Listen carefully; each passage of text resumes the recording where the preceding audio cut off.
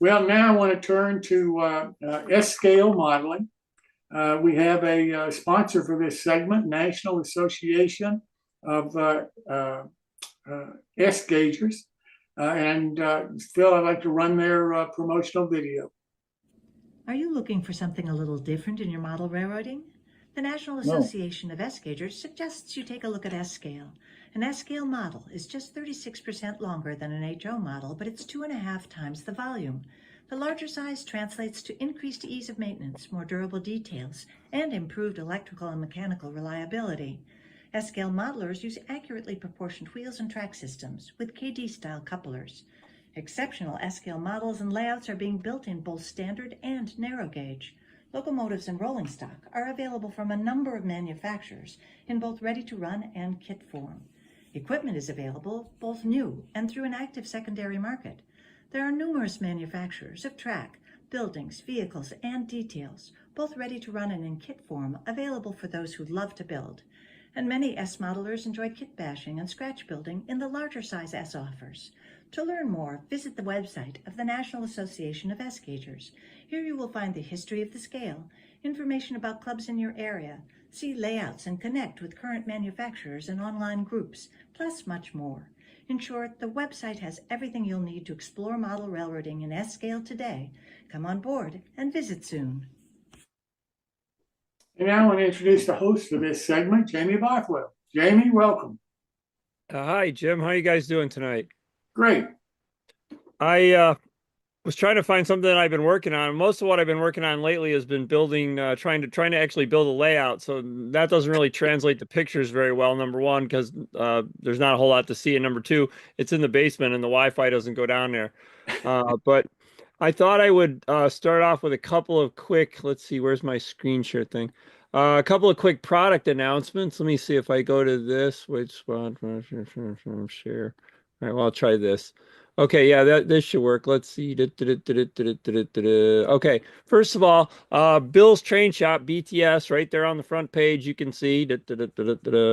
Bill's Train Shop has recently introduced this McCabe oil column, type 1 or type 2 in S-scale. And I ordered the type 1 one here. I don't know if you can see that, but anyway, there's mine. Still in the box. Just got it the other day. Brand new, hot off the press, all right? And here's another one. Let me see if I can find this. Where did I put that? Google Drive. Okay. This actually segues into Joel's segment. This is a brand new covered hopper that's 3D printed. I don't know if you'd call it a kit even. It's almost exactly as it comes out of the printer. I don't know how much of it you have to actually assemble. You would have to paint it and put decals on it too. But anyway, the reason it segues into Joel's is because apparently some of these are going to be available at the S-Fest. The guy who is working on this, he lives up in Minnesota, and he's supposed to come to S-Fest and bring a few along with him. So anyway, so I thought one of the projects I was working on lately was I went to a friend of mine's house up in Canada, and he was missing a train station. And the train station in his town, he lives in a town called Marlbank. Actually, he lives out in the woods, but the closest town is this town called Marlbank. And they have this train station. There it is right there. There it is back in history. This was from the Bay of Quinte Railway. And they built 6 identical stations, although one is reversed, like the baggage ends on the other end. And they built them out of cement because the railroad held a lot of cement. So the train stations were fairly sturdy, and these 6 train stations are all still around today. 5 of them are used as residences. And so anyway, I took a couple pictures of this one in his town. And this isn't my photo, but I took a couple pictures. But somebody was using it as a house, so I didn't want to be too obtrusive, so I didn't want to measure anything. So I went online and found these pictures, and I did my absolute best to sort of scale it up from what I saw. And so then let me see, I'm going to just stop the share here. So I came home and built this model of it. And I built it and I took it up to the guy and I went to give it to him, and he had already built the station for the space that he wanted. So it kind of got to a point and I really didn't go much further on it. I was going to, paint up the stone underneath, and actually there was going to be a loading dock on there, and I was going to put a door in with the freight doors there, you can see. But anyway, took me about 10 tries, 15 tries to get this bay window roof right because the rear weird shaped trapezoids in there, but I just kept cutting them out every day. I'd cut a new one, come home and say, nope, got to be a little like this, got to be a little like that, try to cut a few pieces off. But anyway, then next year when I went up to see him, of course, then I went out. Let me just go back to the screen share again here. Let's share. Okay. And so then I went to one of the towns of Aaronsville has one, and the one in Aaronsville is used by the road department, so they don't really care. You can walk right up to it and put a tape measure to it. So that's my friend Jeff.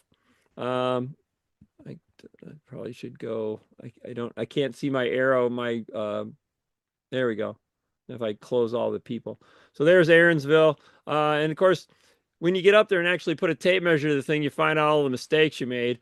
One of the things I noticed was I figured that these windows would have been equidistant from the end walls, but guess what? They're not. It's closer over here than it is over here, right?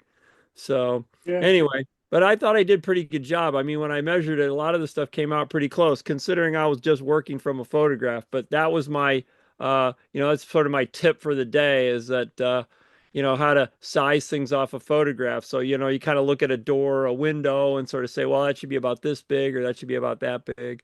And, I managed to size it all up, and it really came out pretty well. I was kind of pleased with it overall, although now it's kind of a station without a home. So anyway. All right, well, that's all I got. I'll do my best to get you back on time here. I'll be a little short tonight. So